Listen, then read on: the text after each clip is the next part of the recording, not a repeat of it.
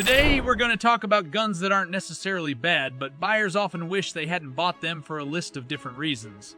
You might want to think twice about getting these guns because they don't live up to the hype. If you like this kind of content, subscribe to this channel, The Gun Warehouse. Let's dig into the list.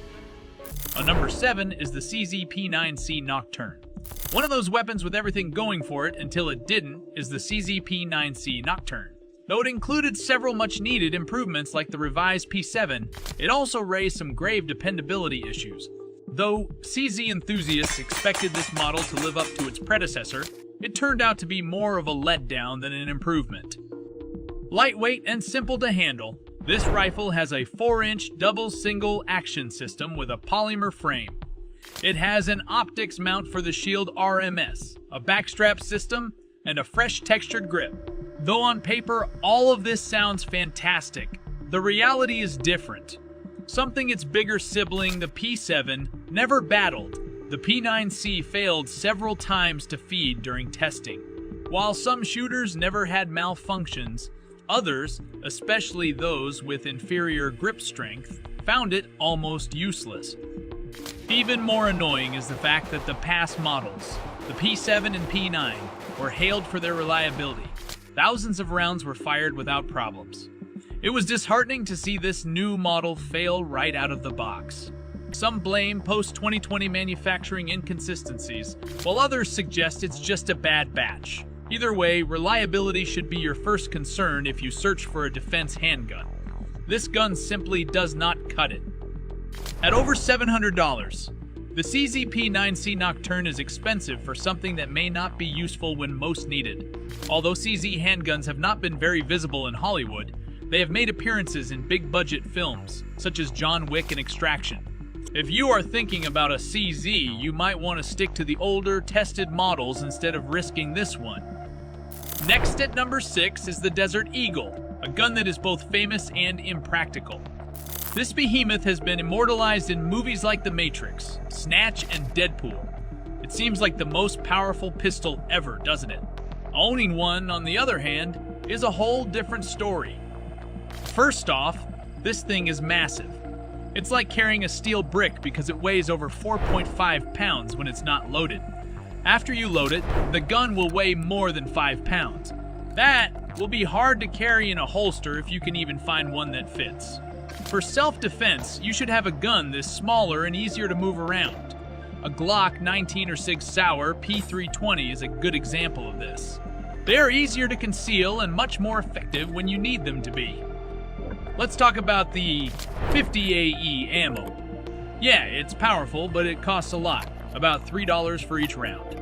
In other words, one trip to the range can make you feel like you're losing money faster than a slot machine in Las Vegas. And then there's the recoil issue. You should not think that you can rapidly fire this beast. The kickback force is pretty intense, making follow-up shots slow and inaccurate. Many owners say that the gas-operated firing system gives them a lot of trouble. If you don't properly maintain this firearm, it can stop working. There are more reliable and simpler guns than the Desert Eagle, especially when you consider how it can fail to cycle properly with some types of ammo. This makes it a bad choice for people who need a gun that will always work. It's also a diva when it comes to maintenance. If you don't keep it clean and well oiled, it will jam and stop working. In the end, the $2,000 Desert Eagle might be useful in Hollywood movies or as a collector's item, but it's not at all useful for everyday use or self-defense. At number 5 is the Taurus Judge. On paper, the Taurus Judge sounds great. A pistol that can fire both 410 shells for shotguns and 45 Colt rounds. That has to be the best gun for home defense, right? Not really, though. People are interested in the gun because they've seen it in movies like The Expendables. But once you take it to the range, the novelty fades off quickly. The Judge has a 5-round cylinder, which is pretty normal for a revolver. It weighs about 29 ounces.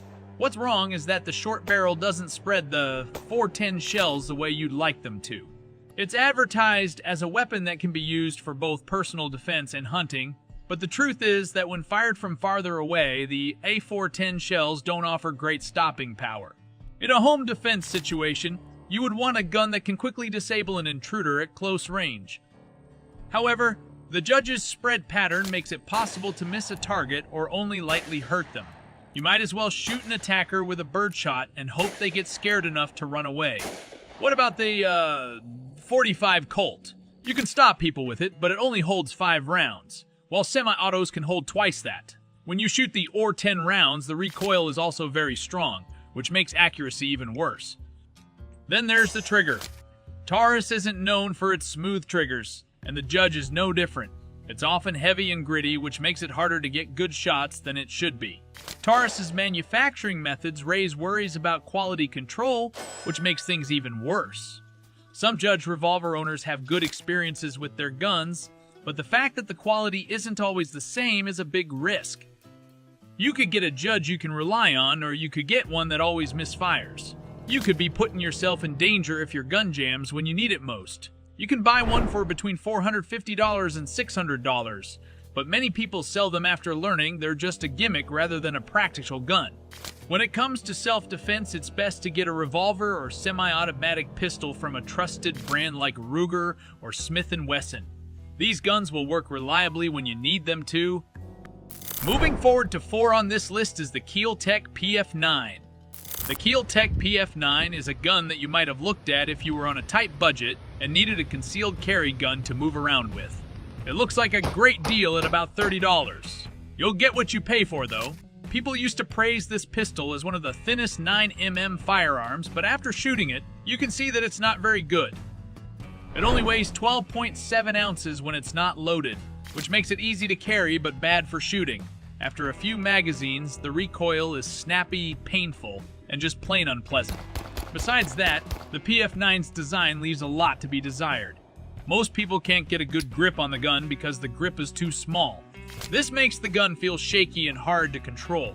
This problem stands out even more when you start shooting. It feels like fighting a wild squirrel while holding this thing. What about the trigger? Long, heavy, and not always consistent. It's hard to hit accurate follow-up shots because of this. But the biggest issue is its reliability. One of the biggest problems with the Kel-Tec PF9 is that it has a bad image for not being reliable. Although some people may be lucky and have a smooth experience, there is a high chance that they will not work properly, especially if they are not cleaned very well. When you need to defend yourself, you need a gun that will always work, and the PF9 doesn't always do that. Sometimes the ammo doesn't work right, and the magazine and feed ramp are very close together, which can lead to a lot of jams. Rick Ross, the rapper, was seen in a music video with one, but most people get a Glock 43 or SIG P36-5 instead for everyday carry because they are more reliable. Because of the uncomfortable grip, rough trigger, and harsh recoil, accuracy will suffer, especially during stress shooting. For something as important as self-defense, you can do better than a gun that is hard to shoot and often breaks down. On number 3 is the Hi-Point C9. If you're getting a Hi-Point, it's likely because you don't want to spend a lot of money. If you're looking for a very cheap 9mm pistol, this one might look good at $175 to $200, even though it only holds 8 rounds in its sing-slay stack clip. But that low price comes with a catch. The weight is the first thing you'll notice. Even though it's a small 9mm, it's ridiculously heavy because its blowback operated system needs a huge slide to work. That makes it hard to shoot because it's off balance and not comfy. Also, don't even talk about the trigger. It's soft, heavy, and unpredictable. How reliable is the Hi-Point C9? It's a mixed bag. People say their Hi-Point works fine, but others say it gets stuck all the time, especially with hollow points. This firearm exhibits 2 major drawbacks because of its subpar refinement combined with unpleasant grip design and unreliable performance. The firearm suffers from poor construction quality as its substantial polymer body produces cheap sensations when gripped. The owners of these firearms report the weapon shakes too much during use compared to pricier models, while the slide operation falls short of premium performances. Also, the trigger is often heavy and takes a long time to pull, which makes it hard to aim, especially for people who are new to gun. There are better guns that won't break the bank that you can buy, even if all you need is a simple gun for home security. Companies like Taurus, Ruger, and SCCI make pistols that are cheaper, work better, are more reliable, and are ergonomic. There is a small price difference between cheap guns and ones that you know will work when you need them to. Don't be fooled by the low price of the Hi-Point C9. It may be cheap, but its performance and dependability over time are very poor. Hip-hop artists like Soulja Boy have talked about it points in their music, but let's be honest, most gun users outgrow this pistol very quickly. Making it up as the first runner-up is the Smith & Wesson Sigma series.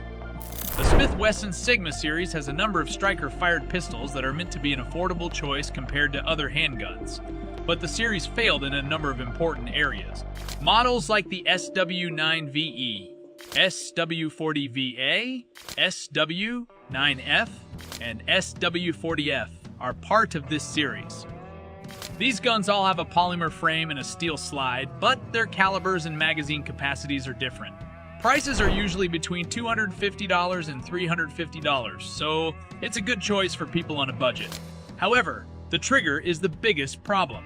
The trigger pull on the Sigma is ridiculously heavy, often more than 10 pounds.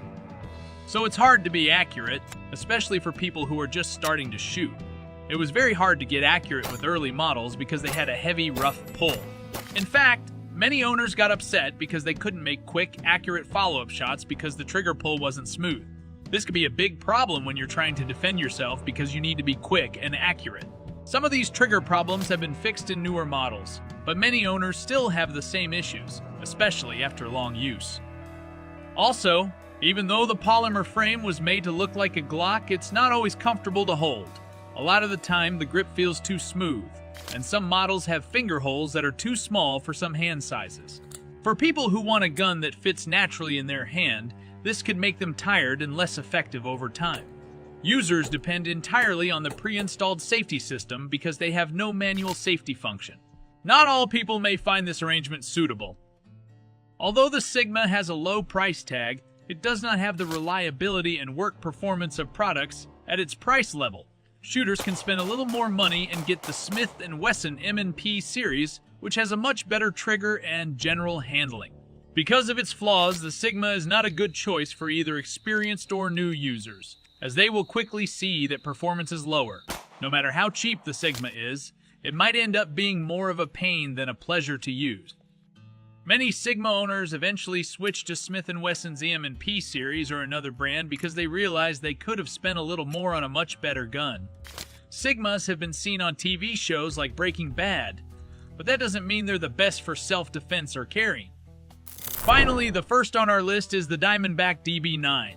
Let's talk about the Diamondback DB9, which was in the 2012 movie The Hunger Games, where Katniss Everdeen's character uses it as a weapon in a scene.